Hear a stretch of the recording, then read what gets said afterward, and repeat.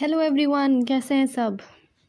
तो अब आ गया आपका क्लास 12th बायोलॉजी भी आ गई है। कौन सी वाली बायोलॉजी? क्लास 12th बायोलॉजी, जिसकी सब इंतज़ार कर रहे थे, है ना। सब लोग इसी का इंतज़ार कर रहे थे। अच्छा, if the children don't know, मैंने क्या क्या शुरू कर दिया है। मैंने केमिस्ट्री शुरू कर दी है। केमिस्ट्री शुरू हो गई है हमारी क्लास 11th की। स्पेशली बायोलॉजी तो शुरू थी ही थी, और यस फिज़िक्स शुरू करने वाले हैं, चाहे वो 11th की हो चाहे वो 12th की हो, शुरू करने वाले। आज क्लास 12th की मैंने क्या कर दी, शुरू कर दी आपकी बायोलॉजी शुरू कर दी। तो अपना पुराना वही तरीका, एनसीईआरटी देखते रहेंगे और जो भी कुछ एक्सप्लेनेशन चाहिए तो वो आसपास में करती रहूँगी। ठीक है, तो सबसे पहले तो ये बता दूँ कि ये जो दे रखा है, जितने भी आपके ढेर सारे साइंटिस्ट के नाम दे रखे होते हैं, दे आर इम्पॉर्टेंट। ये लिख लो दैट दीज आर इम्पॉर्टेंट, ये इम्पॉर्टेंट होते हैं। बट मैं आपको इस सेशन में नहीं कराऊंगी, मैं एक अलग वीडियो बनाऊंगी जिसमें मैं क्लास 11th, बहुत ध्यान से सुने, फिर पूछते हैं कि मैम आपने ये क्यों नहीं करवाया, वो क्यों नहीं करवाया, ये वगैरह वगैरह। समझो, क्लास 11th और 12th का मैं एक मिक्स्ड एक पूरा वन शॉट वीडियो बनाऊंगी of class in 11th and 12th, in which what will happen, in which में सारे के सारे जितने भी साइंटिस्ट ये जो शुरू शुरू में दे रहते हैं, वो एक एक करके सारे आपको बताऊंगी कौन कौन क्या था और किसने क्या क्या कॉन्ट्रीब्यूशंस किए। ठीक है, तो उसको अभी नहीं पढ़ने की ज़रूरत है। पहले मेन फोकस हम इस पर करते हैं, इसमें चैप्टर 1 में, जो हमारा असल में चैप्टर है ना, इसी से शुरू करते हैं। तो सब लोग तैयार हैं? एनसीईआरटी की लाइन बाय लाइन में जाएंगे, एक एक डायग्राम, एक एक चीज़ देखेंगे, तो आपको कोई भी चीज़ ऐसी मिस नहीं होने वाली, एक भी चीज़। ये क्या हो गया, इसका वाइट पार्ट क्यों आ गया? यस, तो मस्त है यार। साथ में हम इसको देखते रहेंगे क्या क्या डायग्राम है, सारे डायग्राम को एक एक लेबल करते करते जाएंगे और आपको हर एक चीज़ बताएंगे। तो let's start with our first chapter, sexual reproduction in flowering plants. और सुनिए, पेस विल बी फास्ट। हमारी जो पेस होगी थोड़ी जल्दी होगी। ऐसा नहीं होगा कि हम कोई पॉइंट छोड़ देंगे, हम कोई पॉइंट छोड़ेंगे नहीं, लेकिन पेस फास्ट होगी। ठीक है, वी आर यहाँ पे टाइम वेस्ट नहीं करेंगे। Now, let's start sexual reproduction in flowering plants. Chapter number 1. Are we not lucky that plants reproduce sexually? अब मैम बोलो कि how are we lucky that plants are reproducing sexually? Plants sexually reproduce कर रहे हैं, हमारा syllabus बढ़ा रहे हैं, but ऐसा है नहीं. The myriads of flowers that we enjoy gazing at. Actually, myriads is nothing else. Myriads का नंबर मतलब लिख दूँ क्या? ज़रूरत है नहीं, इस मतलब ये सब थोड़े से वैसे वर्ड्स है ना, इन सब का मतलब क्या ही करोगे। इट मीन्स लेकिन काउंटलेस नंबर, कुछ नहीं तो इंग्लिश के पेपर में अच्छा कराना, तो इट मीन्स काउंटलेस नंबर। तो myriads का मतलब होता है ढेर सारा। So are we not lucky that plants reproduce sexually? The myriads of flower that we enjoy gazing at, है ना, the scents of the perfumes that we swoon over, the rich colors that attract us, and all of these things are as an aid to sexual reproduction. बिल्कुल सही कहा। Had sexual reproduction not been there, अगर sexual reproduction नहीं होता, sexual reproduction होता कहाँ है plant में? एक फ्लावर में तो होता है। Flower is the sexual reproduction organ. Flower नहीं है तो सेक्सुअल रिप्रोडक्शन नहीं होगा। तो सिंपली वाली बात है कि सेक्सुअल रिप्रोडक्शन की वजह से हमको ब्यूटीफुल साइट्स देखने को मिलते हैं, चाहे वो अच्छी खुशबू हो, चाहे वो इतने अच्छे अच्छे कलर्स हों, उसको देखना क्या हमें अच्छा नहीं लगता? फ्लावर्स को देखना बिल्कुल अच्छा करता है। But of course flowers do not exist only for our own selfishness, है ना। फ्लावर्स क्या सिर्फ सेल्फिशनेस के लिए होती है हमारी? क्या हम अपने जाएँ अपने कामों के लिए इस्तेमाल करें? फ्लावर्स ऑफकोर्स नॉट, है ना। All flowering plants show sexual reproduction. All flowering plants, ये जो वर्ड है ना फ्लावरिंग प्लांट्स, इसको लिए मैं थोड़ा सा हाइलाइटर। ये क्या हो गया, इतना पतला तो नहीं चलेगा, है ना। All flowering plants show sexual reproduction, ये बड़ा ही अच्छा वो है, इससे बड़ा ज़्यादा जूम हो जाता है। I like this thing. Anyways, ठीक है, all flowering plants show sexual reproduction. Look at the structures of the inflorescence. Ma'am inflorescence क्या होता है, ये सब हमने इसी चैप्टर में पढ़ेंगे, चिंता मत करो, है ना। Flowers and floral part shows an amazing range of adaptations. Okay, ये सब बकवास है ना। सेक्सुअल रिप्रोडक्शन, फ्रूट सीड्स, है ना। तो इसमें क्या पढ़ेंगे यार? Morphology, structure, process of sexual reproduction. The basic thing जो हमें इंपॉर्टेंट चीज़ जो पढ़नी है वो है sexual reproduction in flowering plants. यही हमारा चैप्टर है, ठीक है ना। यहाँ पे देख रहे हो तो यहाँ देखो 25 पेज की स्लाइड है, जिसमें हम लोग 3rd पेज पे हैं, है ना। 3rd पेज पे हैं। हमारा पूरा एम है या तो हम 25 पेज पूरे ख़त्म कर लें या देखते हैं कितना ख़त्म कर पाते हैं, ठीक है। इतने में किसी को पता कोई प्रॉब्लम हुई? अच्छा, एक चीज़ लिखना है तो लिख लो, व्हाट इज़ अ फ्लावर। है ना, तब से बात तो कर रहे हैं, लेकिन फ्लावर का डेफिनेशन लिखना है तो लिख लो। फ्लावर होता क्या है, एक सेकेंड, ये रहा flower. Flower is a condensed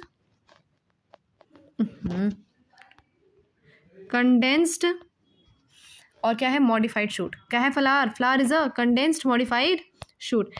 okay, थोड़ा सा फास्ट स्पेस रखना है। जो जो चीज़ें कह रही हूँ वो नोट करते जाइए अपने बुक में, एनसीईआरटी में खोल रखें तो बहुत अच्छी बात, नहीं खोलें तो यार एटलीस्ट एक शीट ऑफ पेपर ले लो, और शीट ऑफ पेपर में हर एक चीज़ जो मैं बोलती जा रही हूँ that please note it. Okay, now flower fascinating organ of angiosperms. ठीक है, शुरू करें क्या, है ना। चलो, तो ह्यूमन बींग्स क्या है भाई, उनके पास एक इंटीमेट रिलेशनशिप, एक ऐसा रिलेशन रहा है हमेशा से फ्लावर से, विच इज़ नेवर एंडिंग। चाहे वो एस्थेटिक चीज़ के लिए हो, चाहे ऑर्नामेंटल चीज़ के लिए हो, सोशल चीज़ के लिए हो, रिलीजियस चीज़ के लिए हो, कल्चरल वैल्यू हो, हमेशा आपको इंपॉर्टेंट फीलिंग्स ह्यूमन की क्या करने के लिए, कन्वे करने के लिए होते हैं आपकी फ्लावर्स, है ना। चाहे आप पूजा में चढ़ा रहे हो, चाहे आप किसी को प्रपोज कर रहे हो, या चाहे आप किसी को दे रहे हो एज अ मोमेंटम, है ना। तो चाहे वो कहाँ है, देखो ये लव हो गया, अफेक्शन हो गया, हैप्पीनेस हो गया, ग्रीफ हो गया, मॉर्निंग हो गया। ठीक है, मॉर्निंग मतलब सैड होना। एटलीस्ट 5 फ्लावर, ठीक है, ये सब नहीं चाहिए हमें। Okay, now find out the names. Have you ever heard of floriculture? अच्छा, आई थिंक इससे सवाल नहीं आएगा, बिकॉज ऐसे सवाल जिनके जवाब एनसीईआरटी में नहीं दिए होते हैं, वो जवाब बेसिकली आते नहीं हैं। लेकिन हम आपको बता देते हैं as it is your knowledge, आप नॉलेज के लिए भी जाना पड़ेगा के लिए कभी, नॉट ओनली फॉर एग्जाम्स। तो फ्लोरिकल्चर क्या होता है, it is the study of efficient production of plants. मतलब प्लांट्स का जो प्रोडक्शन होता है उसकी स्टडी को करते हैं, है ना। कलरफुल शोई फॉलिएज फ्लावर्स बनाते हैं ह्यूमन एंजॉयमेंट के लिए और ह्यूमन एनवायरनमेंट्स में। ठीक है, तो फ्लोरिकल्चर इज नथिंग, फ्लोरिकल्चर क्या होता है भाई, it is just the study of efficient production of plants that produce showy colourful flowers and foliage for human enjoyment in human environments. ठीक है, किसी को कोई डाउट इतने में? Okay, now to a biologist flowers are morphological and embryological marvels at the sites of sexual reproduction। ये आप क्या एक बायोलॉजिस्ट हो, क्या आप एक बायोलॉजिस्ट हो? बोलो ऑफ कोर्स मैम, हम बायोलॉजिस्ट ही तो हैं, नीट दे रहे हैं मैम, बायोलॉजिस्ट हैं। तो फ्लावर्स आपके दिमाग में क्या बैठा होना चाहिए यार, कि फ्लावर्स होते क्या हैं? Flowers are morphological and embryological marvels at the sites of sexual reproduction. पहली बात तो मॉर्फोलॉजिकल एंड एम्ब्रियोलॉजिकल मार्वल कुछ नहीं है, इसको बस मार्वलस बताने की बात हो रही है। पहली बात तो morphologically and embryologically, embryo produce करने वाले marvels and the sites of sexual reproduction. ठीक है, now in the earlier classes you have read various parts of flower. Figure 1.1 will help you to recall the parts of a typical flower, और मैं वहाँ पे जाना चाहती हूँ। Wow, ये आपका टिपिकल फ्लावर है, diagrammatic representation of the flower. अच्छा, यहाँ पे एक और डायग्राम में एक चीज़, छोटी सी चीज़ ऐड कर लो। ये मैम ये क्या है, दिस इज द थैलेमस, जिससे आपका जुड़ा रहता है। थैलेमस या रिसेप्टिकल जो बोलना है बोलो। ठीक है, यहाँ रिसेप्टिकल लिखना है, लिख लो। बहुत मज़ा आएगी if you are with me, और आप साथ में बनाते जा रहे हैं, बहुत मज़ा आएगी। ठीक है, this is the thalamus, this is the रिसेप्टिकल। क्या क्या चीज़ें दे रखी हैं, ये देखिए आपका female reproductive part, male reproductive part, देखो ऐसे ऐसे, है ना। तो अच्छे से देखते हैं एक बार, देखो ये स्टाइल है। स्टिग्मा कहाँ है, दिस इज़ द स्टिग्मा। फिर ये देखो स्टाइल है लंबा सा। फिर यहाँ पे क्या है आपका बेसल पार्ट में क्या होता है, ओवरी होती है। ये देखो सेपल होते हैं ग्रीन कलर के। ये देखो ये फिलामेंट है, और यहाँ इसके फिलामेंट के ऊपर क्या होते हैं, एंथर होते हैं, बाइलोब्ड एंथर, याद होगा ना। फिलामेंट है, ये एंथर है, स्टिग्मा हो गया, स्टाइल हो गया, पेटल। ये देखो ये वाली चीज़ें जो है येलो येलो वाली पेटल, फ्लावर्स की खूबसूरती बढ़ाने के लिए, these are the petals. Ovary हो गया, सेपल हो गया, एंड ये दिया है थैलेमस है, रिसेप्टिकल है, सब जानेंगे क्या होता है। Now, can you name the two parts in a flower in which the two most important units of sexual reproduction develop? कौन बताएगा मुझे? कमेंट्स में दे दूं कि यहाँ पे लिख दूं आप लोग के लिए? कमेंट्स में दे दूं कि आप लोग को लिखने के लिए दे दूं? चलो ठीक है, यहाँ लिख दे रहे हैं। अगली बार सवाल पूछूंगी तो मुझे कमेंट्स में चाहिए, मुझे कमेंट्स में आंसर्स नहीं मिल रहे होते हैं। ठीक है, तो इसका आंसर क्या है, it is androecium and gynoecium. ठीक है, जिन बच्चों को नहीं आ रहा था, Can you name the two parts in a flower? Can you name the two parts in a flower in which the two most important units of sexual reproduction develop? That is androecium and gynoecium only. ठीक है, आपके sexual reproduction units मतलब कि कहाँ बन रहे हैं? Androecium में बन रहे हैं यार. एंड्रोशियम में स्टेमन एमन बन रहे होंगे. गाइनोशियम में क्या बन रहे हैं? ओवरी ओवरी बन रही है, जो भी बन रही है सब पढ़ेंगे आगे. ठीक है, फ्लावर में. ठीक है, तो मैंने आपको आंसर लिख दिया, लिखना है तो लिख लो. सवाल आ जाता है, सवाल आ जाता है. चलो अब आते हैं pre fertilization structures and events. भाई शुरू करें ना. प्री फर्टिलाइजेशन मतलब फर्टिलाइजेशन से पहले. What is fertilization? Fertilization is the, जब आपके जो मेल गैमीट है और फीमेल गैमीट है जब दोनों मिल जाते हैं तो उसको हम फर्टिलाइजेशन बोलते हैं. लेकिन प्री फर्टिलाइजेशन इज द कि भाई फर्टिलाइजेशन से पहले होने वाली चीज़ है. अच्छा, इतनी चीज़ें समझ में आई जितनी मैंने बताई. बेसिक जरूर थी लेकिन पता होनी चाहिए. चाहे मैंने जितनी भी यहाँ पे जितनी बकवास आपको लग रही है ना, सब पता होनी चाहिए. ऐसे पढ़ो एनसीईआरटी जैसे आपको हर एक चीज़ ईच एंड एवरीथिंग हम ऐसे ही करेंगे. पहले पढ़ लेंगे फिर आपको वापस से रिवाइज करेंगे ना. चलो let's see pre fertilization. Now, much before the actual flower is seen on any plant, the decision that the plant is going to flower has taken place. बहुत अच्छा लाइन है कि ये जो फ्लावर होता है उसके पैदा होने से पहले ये डिसाइड हो चुका है that the flower is going to take place. मतलब फ्लावर जो प्लांट है वो फ्लावर करने वाला है, इसका डिसीजन पहले ले लेते हैं. Just like for example there is a human couple, तो वो पहले डिसाइड कर लेते हैं that we are going to have a child, we are going to have an offspring और नॉट. वो पहले से ही सोच लेते हैं, है ना. तो डिसीजन पहले हो जाता है. The decision is taken before hand. Okay, now the much before the actual flower is seen on the plant, the decision that the plant is going to flower has taken place. ठीक है, several hormonal and structural changes are initiated which lead to the differentiation and further development of the floral primordium. Ma'am ये क्या हुआ? अचानक से words कहाँ से आ गए ऐसे ऐसे? तो फ्लोरल प्राइमोडियम पे लगाइए आप. क्या? फ्लोरल प्राइमोडियम पे लगाइए. एक सेकेंड ना. फ्लोरल प्राइमोडियम का मतलब बता दूं क्या? फ्लोरल प्राइमोडियम ये रहा. इसका मतलब क्या है बताऊं? बड. ठीक है, कुछ नहीं होता है, मतलब बड जैसी चीज़ है. ग्रुप ऑफ सेल्स होते हैं जो फ्लावर में डेवलप हो जाएंगे. जैसे एग्जाम्पल क्या है? बड.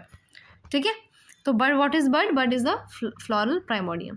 So several hormonal and structural changes are initiated which led to the differentiation and further development of the floral primordium.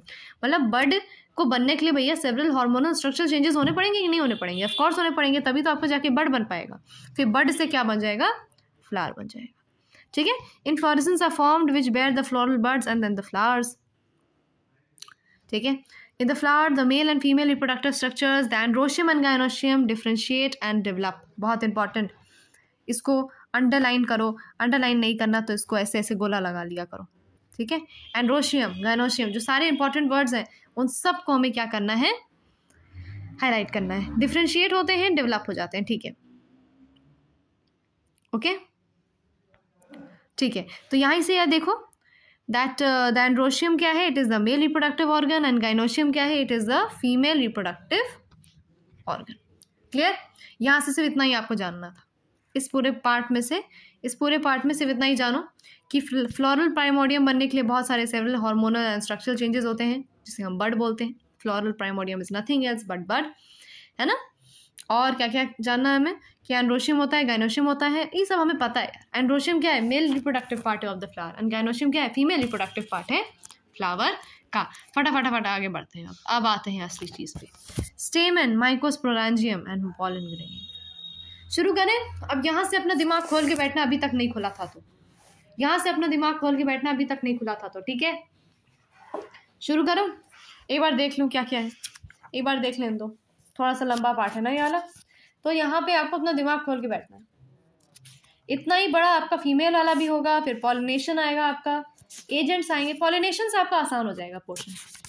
Pollination से आपको समझ में आने लगेगा. It's a simple part. ठीक है, पोस्ट फर्टिलाइजेशन में थोड़ा सा ध्यान देना है. ठीक है, देखते हैं आज वाले सेशन में पूरा हो पाता है कि नहीं. लेट्स सी, करते हैं हम लोग. स्टेमन, microsporangium and pollen grains. Now figure 1.2a shows the two different parts of a typical stamen, the long and slender stalk called the filament and the terminal generally bilobed structure, है ना. Called the anther. तो आपका एक stock है जिसे हम filament, अरे यार ये क्या है, स्टॉक है जिसे, अरे कुछ तो गड़बड़ हो रही है, स्टॉक कॉल्ड द फिलामेंट और एक एंथर है। ठीक है, यहाँ पे आ जाते हैं। ये देखो 2.1a में देखो टिपिकल स्टेमन दिखाया जा रहा है। ये देखो ये आपका लंबा सा स्टॉक है जिसे हम फिलामेंट बोलते हैं, और ये देखो ये एक है लोब है, ये पीछे आपका एक दूसरा लोब है, ये एंथर है आपका। This is one lobe, this is the other lobe. ठीक है, क्लियर हो गया। तो टिपिकल स्टेमन में व्हाट इज स्टेमन सब जानेंगे, चिंता मत करो। स्टेमन क्या है? ओके, स्टेमन में दो पार्ट्स हैं, long and slender stalk called the filament. ये देखो लॉन्ग एंड स्लेंडर स्टॉक, ये है आपका slender long stalk which we called the filament, and the terminal generally bilobe structure called the anther. ये देखो ये एक लोब है, ये दूसरा लोब पीछे, जैसे यहाँ पे है वैसे ही पीछे एक लोब है, इसको हम क्या बोलते हैं? एंथर बोलते हैं। ठीक है, तो फिलामेंट और एंथर याद हुआ। Now the proximal end of the filament attached to the thalamus or the petal of the flower, the proximal end of the filament is attached to the thalamus or the petal of the flower. ठीक है, okay, ये देखो यहाँ पे लिख लो, this is the proximal end. आधे बच्चे नहीं समझ पा रहे होंगे मैम ये प्रॉक्सिमल एंड क्या नई चीज हो गई। This is the proximal and. ठीक है, प्रॉक्सिमल, ठीक है, this is the proximal and. Okay, तो ये जो प्रॉक्सिमल एंड है ये किससे जुड़ा होता है? क्या लिखा है एनसीईआरटी में? यार एक एक लाइन कौन ऐसे बताता है NCERT? I am not able to understand एक एक लाइन। ठीक है, तो this series are very important, बहुत अच्छे से आपको एनसीईआरटी पूरी एक एक चीज़ दिमाग में चली जाएगी। ठीक है, it is attached to the thalamus और the petal of the flower. मैंने थैलेमस का पीछे बताया था, रिसेप्टिकल, थैलेमस किस किस को याद है? थैलेमस है ये, रिसेप्टिकल ये देखो ये थैलेमस, इससे कौन जुड़ा हुआ है आपका?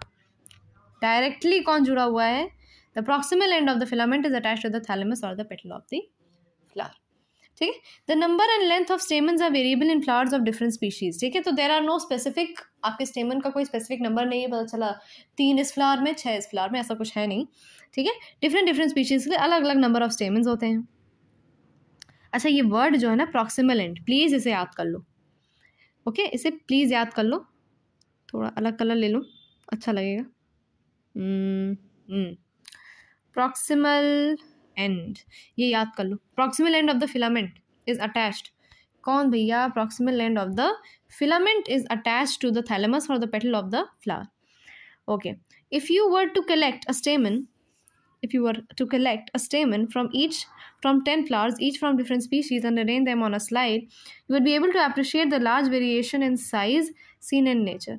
Careful observation of each stamen under dissecting microscope and making neat diagrams would elucidate the range in shape and attachment of anthers in different flowers. ठीक है, ये बता रहे हैं यार कि डिफरेंट स्पीशीज़ जो होती हैं, ढेर सारी स्पीशीज़ होती हैं, ढेर सारी स्पीशीज़ में क्या होता है?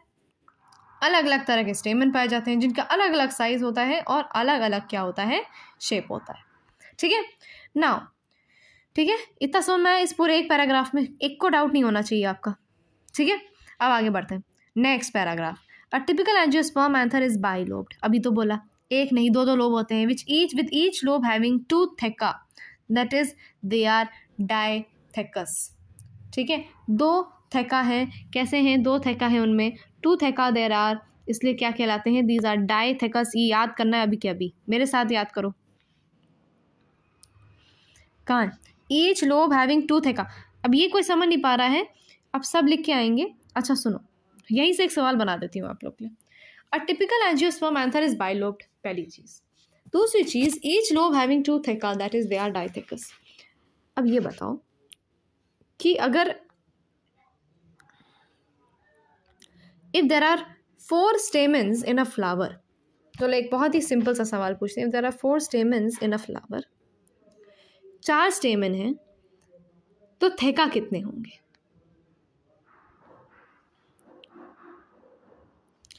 4 स्टेमन है तो थेका कितने होंगे? सब बोल के आएंगे 2 थेका होते हैं ना, तो 8 थेका होंगे। सब यही बोल के आओगे ना, सब यही बोलेंगे। लेकिन ये वर्ड तो किसी ने देखा ही नहीं।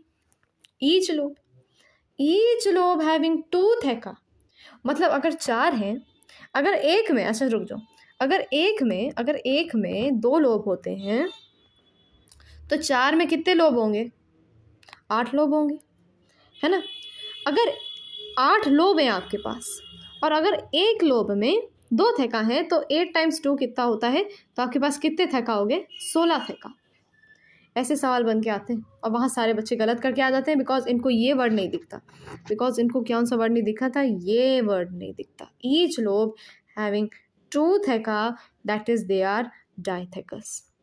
यहाँ से बन चुके हैं सवाल, यहाँ से सवाल बन चुके हैं। आपको समझ में आया कि मैं क्या कह रही हूँ। A typical angiosperm anther is bilobed with each lobe having 2 theca. Each lobe having 2 theca, that is their diathecus. ठीक है, ओके,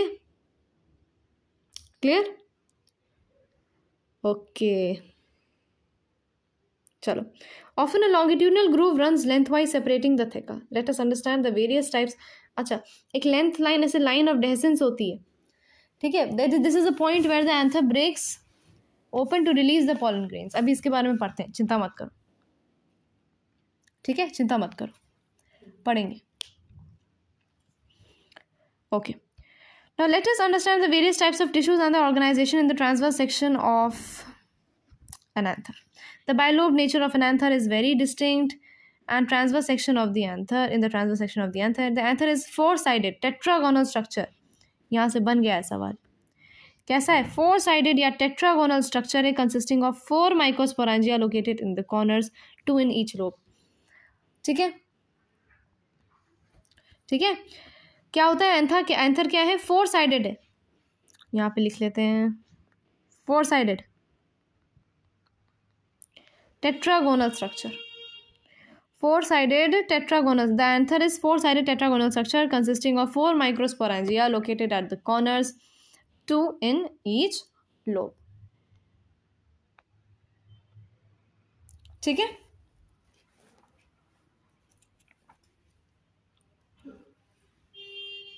ओके।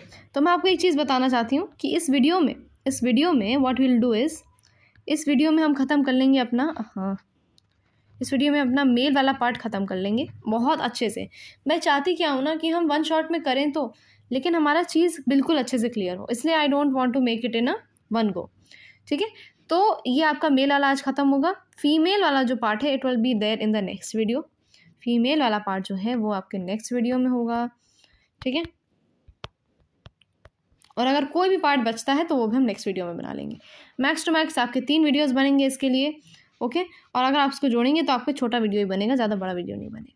उसको आप चाहो तो एक साथ देख सकते हो, जिनको एक बार में पूरे चैप्टर की रिवीजन करनी है। Clear, clear. The anther is 4-sided tetragonal, tetragonal है, 4 साइडेड है एंथर स्ट्रक्चर। एंथर कैसा है, 4-sided टेट्रागोनल स्ट्रक्चर है जिसमें 4 माइक्रोस्पोरेंजिया पाए जाते हैं in the corners, 2 in each lobe. देखो कुल मिला के एक एंथर, जैसे ये एक एंथर है जिसमें 2 लोब्स होते हैं, है ना। एक एंथर होता है, यहाँ पे थोड़ा साइड में बना लेती हूँ, एक एंथर होता है जिसमें 2 लोब्स होते हैं। ठीक है, कह रहा है कि पूरे के पूरे एंथर में 4 माइक्रोस्पोरेंजिया हैं। ऑफ कोर्स मतलब 2 एक में होंगे, है ना, यही तो कहना चाह रहा है, बस यही कह रहा है। देखो, ठीक है, क्लियर हो गया। Now the microsporangia develop further and become pollen sacs. They extend longitudinally all through the length of the anther and are packed with pollen grains. ठीक है, माइक्रोस्पोरेंजिया से क्या बन जाते हैं, माइक्रोस्पोरेंजिया से बन जाते हैं आपकी pollen sacs बन जाते हैं आपके। चिंता मत करो, जिन लोगों को बिल्कुल डाउट हो रहा है कि मैम फिर अगले बार जब वीडियो देखेंगे तो हम लोग को याद नहीं रहेगा, मैं पूरा रिवाइज करवाऊंगी वापस से 5 मिनट के अंदर। जितना आज एकदम डिटेल से कर रहे हैं, कल रिवाइज करा जाएगा उस चीज़ को। Clear, okay, okay. Structure of microsporangium पढ़ो भाई। In a transverse section a typical microsporangium appears near circular in outline, circular होता है आउटलाइन में, ठीक है। 4 वॉल लेयर होती हैं, ये चारों लेयर आज हम लोग याद करके जाएंगे, बहुत अच्छे से याद करके जाएंगे, ठीक है। चलो शुरू करें। 4 लेयर, देखो एक माइक्रोस्पोरेंजियम जो होती है इसमें 4 लेयर लगी होती हैं। एक होता है एपिडर्मिस, एक होता है एंडोथीशियम, एक होता है मिडल लेयर और एक होता है टैपिटम, ठीक है, क्लियर, ओके, फिर से याद करना है वैसे भी तो भैया, पहला इस कलर से नहीं करते हैं, चलो इससे करते हैं। Epidermis, endothecium, middle layer and tapetum. 4 layer आपकी, epidermis, endothecium, middle layer, tapetum. Tapetum आधे बच्चों को याद नहीं रहता है, सब लोग टैपेटम पे ध्यान देंगे, ठीक है। तो epidermis, endothecium, middle layer and tapetum, ठीक है। The outer 3 wall layers perform the function of protection and help in the dehiscence of anther to release the pollen. यहाँ पे मैं आपको एक पॉइंट लिखवाना चाहूँगी, सब लोग अपनी अपनी पेंसिल्स, कॉपी, पेन जो भी है उठा लो। लाइन ऑफ डेहिसेंस पे आपको एक पॉइंट लिखवाना चाहूँगी, लिख लो, ठीक है। Point, it is the point where the anther, लिख रहे हैं ना सब, where the anther, the line of dehiscence, ये देखो लाइन ऑफ डेहिसेंस देख रहे हैं सब लोग, चलो ठीक है अभी बताती हूँ। The point where the anther breaks open to release pollen grains, ये सब लोग लिखेंगे, वरना आपको लाइन ऑफ डेहिसेंस के बारे में एनसीईआरटी ने ज़्यादा नहीं दे रखा है, मैं आपको लिखवा रही हूँ तो उसको लिख लो, और कोई लिखवाएगा ही नहीं। ये है लाइन ऑफ डेहिसेंस, देखो एक एंथर में 2 लाइन ऑफ डेहिसेंस होते हैं, ये भी लिख लो कि दीज आर 2 इन नंबर। कैसे होते हैं? 2 होते हैं, ठीक है। लाइन ऑफ डेहिसेंस कितने होते हैं? 2 होते हैं आपके पास, है ना। ओके, और एक लोब में 1 लाइन ऑफ डेहिसेंस, तो समझ में आ गया होगा, पूरे एंथर में 2 है तो, ठीक है। लाइन ऑफ डेहिसेंस क्या है? This is the point where the anther breaks open to release the pollen grains, ठीक है, वहाँ से खुलता है ताकि आपके पॉलन ग्रेन्स रिलीज हो। चलो अच्छा, अभी एपिडर्मिस, एंडोथीशियम और मिडिल लेयर, ये तीनों जो हैं इनका एक सिमिलर फंक्शन है, विच इज़ व्हाट? प्रोटेक्शन का फंक्शन। लेकिन हाँ, प्रोटेक्शन का फंक्शन है और एक dehiscence of anther to release the pollen, ठीक है। लेकिन टैपेटम का क्या है? It nourishes the developing pollen grains. समझ में आ रहा है? क्लियर? इसके लिए मैं थोड़ा सा अगेन एक अलग कलर लूँगी, आपको अच्छे से बताऊँगी। Now the outer 3 walls perform the function of protection and help in dehiscence of anther to release the pollen. लेकिन the innermost wall layer is the tapetum and it nourishes the developing pollen grain. क्या करता है? It nourishes the developing pollen grain. Part समझ में आया?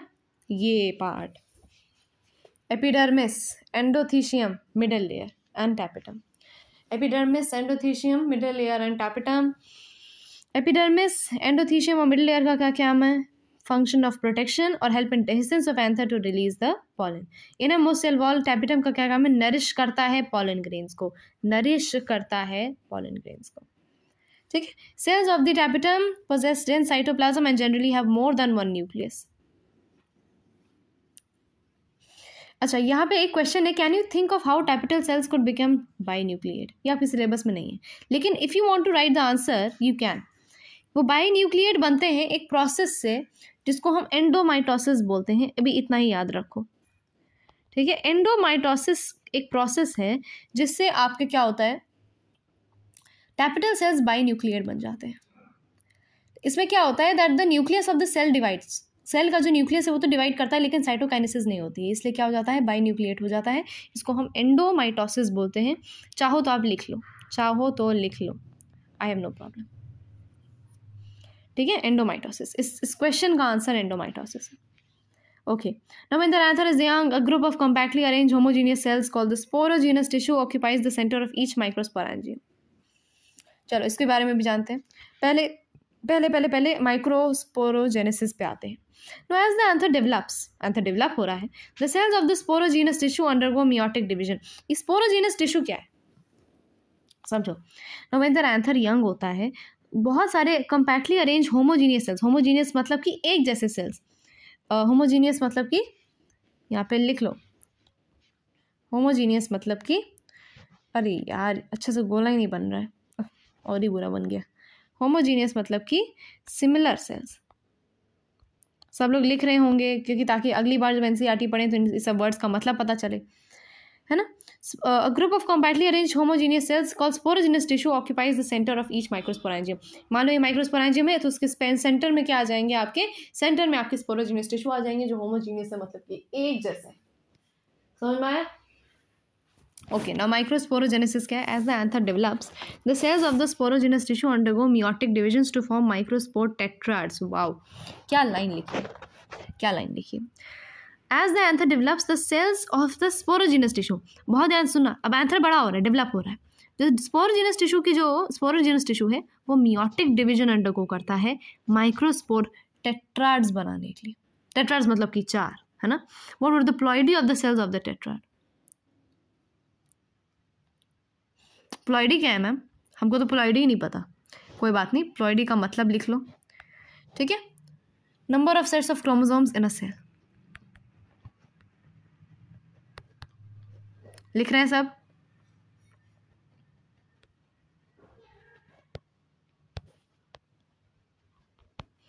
Number of sets of chromosomes in a cell is the ploidy of the cell. अगर यार meiotic division हो रहा है माइक्रोस्पोर टेट्राड बनने के लिए, then what will be the ploidy of the tetrad? n होगा कि 2n होगा? सोच के बताओ, 2n होगा कि n होगा? भैया मियोटिक डिवीजन हो रहा है अगर माइक्रोस्पोर टेट्राड्स में, तो टेट्राड कैसे होंगे यार? ऑफ कोर्स कैसे होंगे. पेंसिल ले लेती हूँ और इसका आंसर लिख देते हैं. सब लोग साथ में बोलेंगे मेरे n और बोलेंगे हैप्लॉइड. ठीक है, समझ में आ गया? इतना समझ में आया सबको? चलो, वाह क्या मस्त डायग्राम है. ये क्या हो रखा है डायग्राम को? लोड नहीं हुआ है क्या? हाँ लोड नहीं हुआ है शायद. क्या हो रहा है ये? अब आया. मैं तो डर गई, मतलब ये क्या, मतलब लाइंस की बनी हुई थी इसमें. चलो छोड़ो. नाउ ये देख रहे हैं आप, यहाँ पे आपको एक छोटा सा डायग्राम दिखा देती हूँ. ये देखो, ये टैपिटम है, अंदर वाला लेयर देखो, टैपिटम. स्पोरोजेनस टिश्यू देखो बीच में आ गया हमारा स्पोरोजेनस टिश्यू. ये एपिडर्मिस है, ये एंडोथीशियम है. कनेक्टिव टिश्यू बीच में ऐसे लगा दिया गया, ये मिडिल लेयर्स है. ठीक है, समझ में आ जाएगा आपको आप जब पढ़ोगे तो. चलो, now as each cell of the sporogenous tissue is capable of giving rise to a microspore tetrad, each one is a potential pollen or microspore mother cell. Very good, बहुत अच्छी लाइन लिखी. यहाँ पे लिख लो यार कि आपका जो स्पोरोजेनस टिश्यू है उसके जो सेल्स हैं, लिख लेती हूँ यहाँ पर. ये आपका जो स्पोरोजेनस टिश्यू है, बना क्यों नहीं? अरे वाह, ये जो आपका स्पोरोजेनस टिश्यू है इसके जो सेल्स हैं, मैंने अभी क्या बोला, ये टेट्राड बनाते हैं, मियोसिस से बनाते हैं. तो अगर ये ऐसा करते हैं देन हम इन्हें एक और नाम से बुला सकते हैं, that is nothing else but mother cell. अरे वाह, मदर सेल. ठीक है, क्या बुला सकते हैं इसको? मदर सेल बुला सकते हैं. किसको बुला रहे हैं यार? स्पोरोजेनस टिश्यू की सेल्स को बुला रहे हैं. ये तो लैक क्यों कर रहा है? स्पोरोजेनस टिश्यू की सेल्स को हम क्या, as they are microspore tetrad बना सकते हैं. Each one is a potential pollen और अ माइक्रोस्पोर मदर सेल, जिसे हम MMC भी बोलते हैं. ठीक है, the process of formation of microspores by a pollen mother cell. ठीक है, pollen mother cell PMC through meiosis is called microsporogenesis. और यहाँ से आपके नीट में एक नहीं 1000 बार सवाल आ चुका है. ऑफ कोर्स यार आपके बोर्ड्स में भी आ चुका है. कहाँ से नहीं आया? ऑफ कोर्स सबसे आया है ना. मैं क्या नई बात बता रहे हो? माइक्रोस्पोरोजेनेसिस तो हमें बहुत पहले से पता है. सबको पता है क्या माइक्रोस्पोरोजेनेसिस? कोई बात नहीं पता है तो जान लो. The process of formation of microspores from a pollen mother cell PMC through meiosis is called microsporogenesis. अब तो पूरा समझ में आ गया होगा. The microspores as they are formed are arranged in a cluster of 4 cells, the microspore tetrad, मैंने अभी बताया. ठीक है, as the anther mature and dehydrate, the microspore dissociate from each other and develop into pollen grains. ठीक है, microsporogenesis से ही आपका कौन बनता है बेटा? pollen grains बनते हैं. ठीक है, अब pollen grain क्या है? The pollen grains represent the male gametophytes. ये जो लाइन है ना बहुत इंपॉर्टेंट है, हद से ज़्यादा इंपॉर्टेंट है. यहाँ पे मैंने बना दिया एक बक्सा. इस बक्से को थोड़ा अच्छा बना दूँ क्या? चलो बना देती हूँ. Male gametophytes. कितना अच्छा बना रहे हैं बक्सा. ये रहा बक्सा. तो पॉलन ग्रेन क्या है? The pollen grain represents the male gametophytes. If you touch the open anthers of hibiscus or any other flower you find the deposition of yellowish pollen grains on your fingers. Sprinkle these grains on the drop of water, taken in a glass side, and observe under a microscope. You'll be really amazed the variety of architecture, sizes. अलग अलग चीज़ें बता रहा है यार. pollen grains क्या है? pollen grains क्या है? अभी पढ़ा हम लोगों ने ऊपर, मेल गैमेटोफाइट्स है. क्या है? Male gametophytes. ठीक है. अब इसके बाद आपका बस यहीं तक पढ़ेंगे आज. बहुत ही ऐसे ना, आपको ज़्यादा वो एग्जर्ट नहीं करूँगी मैं, यहीं तक पढ़ाएंगे आज. पूरा आपका पॉलन ग्रेन आपको पहले आपको मेल वाला तो समझाऊं. पहले मेल तो अच्छे से करो, फिर फीमेल पे आते हैं. फीमेल इज़ कमिंग, है ना. ऐसे ही हम लोग रिप्रोडक्शन वाले में भी करेंगे अगर टाइम मिला तो. Pollen grains are generally spherical, measuring about इतना माइक्रोमीटर्स इन डायमीटर. कितना डायमीटर, कितना micrometer? 25 to 50 micrometers in diameter. याद रखना डायमीटर है. ठीक है. It has a prominent 2 layered wall. अरे रे, 2 लेयर. हाँ, यहाँ पे ऐसे बना 2 लेयर्ड वॉल है. कैसी लेयर्ड वॉल है? 2 लेयर्ड वॉल है. The hard outer layer is called the exine and it is made up of sporopollenin which is one of the most resistant organic material known. बहुत अच्छी line है. देखो, आपका जो पॉलन ग्रेन्स होते हैं वो किससे बने होते हैं? 2 लेयर्ड की वॉल होती है. एक होती है एक्साइन और अंदर का बता देती हूँ, एक दूसरे वाले को क्या बोलते हैं? इंटाइन. ठीक है. Exine and intine. एक्साइन जो है किससे बना है? It is made up of sporopollenin. Sporopollenin क्या होता है? It is one of the most resistant organic material known. मतलब मोस्ट रेजिस्टेंट ऑर्गेनिक मटीरियल. क्या कर सकता है? It can withstand high temperatures and strong acids and alkaline. No enzyme that degrades pollen is so far known. बाप रे, बड़ा ही खतरनाक है. मतलब इट कैन रेजिस्ट एनीथिंग, है ना. So pollen grain exine has a prominent apertures called germ pores. यहाँ पे लिख लेते हैं. Pollen grain exine has prominent apertures called germ pores where sporopollenin is absent. एक ऐसी जगह जहाँ आपके pollen grain में ही एक ऐसी जगह prominent apertures होते हैं जहाँ, जिसको हम क्या बोलते हैं? germ pores बोलते हैं. prominent apertures होते हैं, ये देखो prominent apertures होते हैं जिनको हम germ pores बोलते हैं. वहाँ पे आपकी sporopollenin क्या होती है? absent होती है. Now pollen grains are well preserved as fossils because of the presence of sporopollenin. Wow. The exine exhibits a fascinating array of patterns and designs. ठीक है. Why do you think the exine should be hard? What is the function of germ pore? वगैरह वगैरह. ये सब आप अपने मज़े के लिए आप चाहो तो ढूंढ सकते हो. इस सबके जवाब इसमें नहीं दिया. The inner wall of the pollen grain is called intine. और यहाँ से शुरू होता है. The inner wall of the pollen grain कौन है? कौन है अंदर का inner wall? Intine. याद कर लो, intine कौन है? Inner layer. ठीक है. It is a thin continuous layer made up of cellulose and pectin. इसका भी आपको याद करना है. वो किससे बना था? स्पोरोपोलिन से बना था. ये किससे बना है? ये बना है सेल्यूलोज एंड पेक्टिन से. ठीक है. The cytoplasm of pollen grain is surrounded by plasma membrane. When the pollen grain is mature, it contains 2 cells, the vegetative cell and the generative cell. जब आपका pollen grain mature हो जाता है तो उसमें 2 सेल आते हैं. आपके vegetative cell होता है और एक generative cell होता है. ठीक है. The vegetative cell is bigger, has abundant food reserve and a large irregularly shaped nucleus. ठीक है. आपका वेजिटेटिव सेल जो होता है, देखो पॉलन ग्रेन के पास 2 सेल होते हैं, वेजिटेटिव एंड जेनरेटिव. वेजिटेटिव क्या होता है? बड़ा होता है, अबंडेंट फूड रिजर्व है और लार्ज इरेगुलरली शेप्ड न्यूक्लियस होता है. लेकिन वहीं जनरेटिव क्या होता है? छोटा होता है. ठीक है. स्मॉल होता है. Floats in the cytoplasm and vegetative of the vegetative cell. ठीक है. Okay. Dense cytoplasm and nucleus है. Okay. Over 60% of the angiosperms pollen grains are shed in these 2-celled stages. In the remaining species, the generative cell divides mitotically to give rise to 2 male gametes before pollen grains are shed. ठीक है. Okay. आगे बढ़े. Now the pollen grains of many species cause several allergies and bronchial affliction in some people, leading to chronic respiratory disorders जैसे asthma हो गया, bronchitis हो गया, etc. It may be mentioned that Parathenium or carrot grass that came into India as a contaminant with imported wheat has become ubiquitous in occurrence with causing pollen allergy. याद कर लो नाम, Parathenium. Parathenium. Parathenium किसके लिए है? आपके pollen allergy. ठीक है. pollen allergy cause करती है. Now pollen grains are rich in nutrients. pollen grains क्या होते हैं? rich होते हैं nutrients में. and it has become a fashion in recent years to use pollen tablets as food supplements. क्या बात? pollen grain देखो nutrients में rich है, तो अगर हम उसको एज अ टैबलेट यूज़ कर लें फूड सप्लीमेंट्स के लिए तो कितना अच्छा है ना. A large number of pollen products in the form of tablets and syrups are available in the market. Pollen consumption has been claimed to increase the performance of athletes and race horses. ये actually basically थोड़ा सा cheating हो जाती है यहाँ पर, थोड़ी क्या कोई हो जाती है जो एथलीट्स और रेस हॉर्सेस इसको ले लेते हैं. ठीक है, पॉलन प्रोडक्ट्स देखिए आपके, ये बी पॉलन इंग्लैंड से. ठीक है, ये आखिरी पैराग्राफ इस लेक्चर का सब लोग ध्यान से सुनेंगे. Okay, when once they are shed, the pollen grains have to land on the stigma before they lose the viability if they have to bring about fertilization. ठीक है, pollen grains को land कहाँ होना होता है? pollen grains को land होना होता है stigma पे, of course यार, है ना.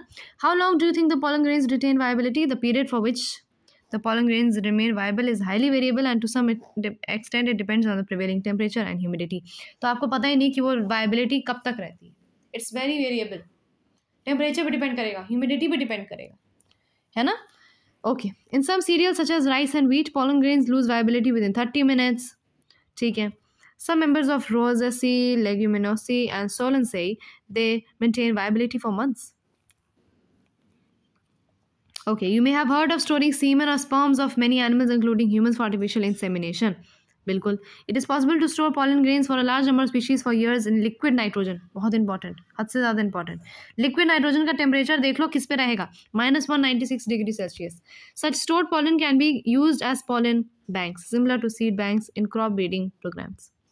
ठीक है, बहुत सारा नहीं हुआ है, थोड़ा सा ही हुआ है, लेकिन जितना हुआ it is like very much. अगर आपने एनसीईआरटी खोल के बैठे हो तो पता चलेगा कितना आपने ख़त्म कर लिया, समझ नहीं आ रहा था आप लोग को ये सब.